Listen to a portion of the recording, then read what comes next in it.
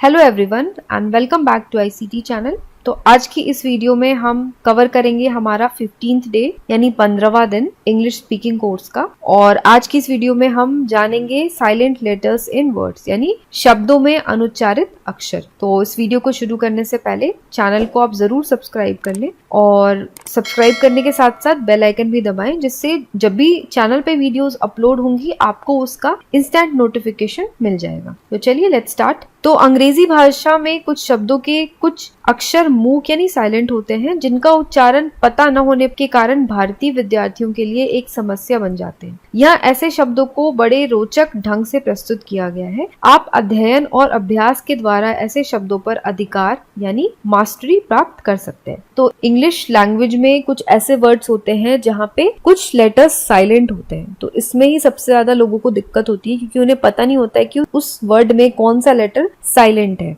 तो इसी के बारे में आज हम जानेंगे और कुछ ऐसे वर्ड्स भी देखेंगे। तो क्या शब्दों का पहला अक्षर भी साइलेंट होता है? तो ये बहुत बड़ा सवाल होगा सभी के मन में कि बीच के लेटर्स तो साइलेंट होते हैं, लेकिन ऐसा भी वर्ड्स होते हैं जिनका पहला अक्षर ही साइलेंट होता है। तो जी हाँ, कई बार शब्दों का पहला अक्षर भी साइलेंट यानी अनुच्चारित या मूक होता है। इन शब्दों को बोलिए तथा हिज्जों और उच्चारण को याद कीजिए। तो यहाँ पे आपको ऐसे कुछ शब्द दिए जैसे GNAT, इसे हम नैट पढ़ते हैं, इसे हम जिनैट या ग्नैट नहीं पढ़ते हैं। तो ये एक ऐसा वर्ड है जिसमें पहला लेटर यानी कि जो जी है वो साइलेंट है यानी वो मूक है। हम इसमें जी का प्रोनाउंसिएशन नहीं करेंगे। तो नैट का मतलब होता है एक लड़ाकू विमान। फिर अगला वर्ड है साइकोलॉजी। तो साइकोलॉजी को हम S से पढ़ते हैं यानी साइकोलॉजी, लेकिन ये स्टार्ट होता है P से। इसे हम साइकोलॉजी या साइकोलॉजी नहीं पढ़ेंगे, हम इसे साइकोलॉजी पढ़ते हैं। P बिल्कुल अलग हो जाता है क्योंकि P का इसमें कोई काम ही नहीं है उच्चारण में, लेकिन ये हम जब लिखते हैं तो ये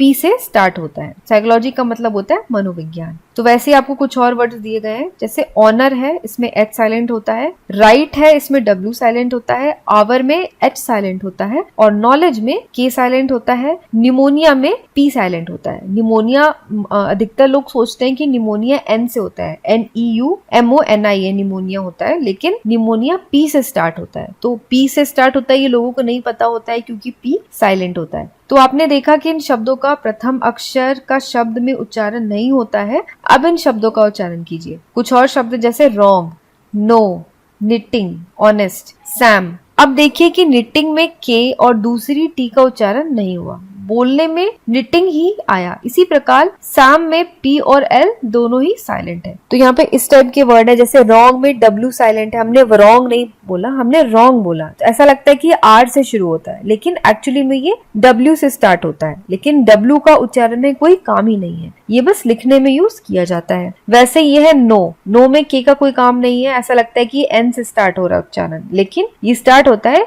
K से। वैसे ही निटिंग में K साइलेंट है और दूसरा T भी साइलेंट है। इसको हम जब भी पढ़ते हैं तो ऐसा लगता है हम इस तरीके से पढ़ रहे हैं, NITING निटिंग, लेकिन एक्चुअली में ये K से होता है निटिंग। वैसे ही सैम में P बिल्कुल साइलेंट है, ऐसा लगता है कि हम बोल रहे हैं SAM सैम, लेकिन इसका उच्चारण बस सैम होता है, ये होता है PSALM सैम। तो हाई का उच्चारण है हाई और राइट का उच्चारण है राइट। उक्त आधार पर इन शब्दों का उच्चारण करें। तो यहाँ पे जैसे हाई को हमने HIGH को हमने हाई पढ़ा और राइट को हमने राइट पढ़ा, तो वैसे ही आपको इसका उच्चारण करना है। ये आपको उच्चारण के लिए वर्ड्स दिए गए हैं, सिर्फ प्रैक्टिस करना है। जैसे ये sigh, fight, might, flight, thigh, light, night, delight, दो, bright, tight, knight, through, slight, fright, sight. तो इन शब्दों का अगर आपको उच्चारण नहीं आता है तो आप गूगल पे देख सकते हैं। गूगल पे भी सारे शब्दों के उच्चारण मिलते हैं आपको, और आप इन सारे शब्दों का उच्चारण प्रैक्टिस करेंगे। इन शब्दों में आप भलीभांति परिचित हैं। अच्छा बताइए, इनमें कौन कौन से ऐसे दो वर्ण हैं जो सब में एक समान साइलेंट है? ठीक है,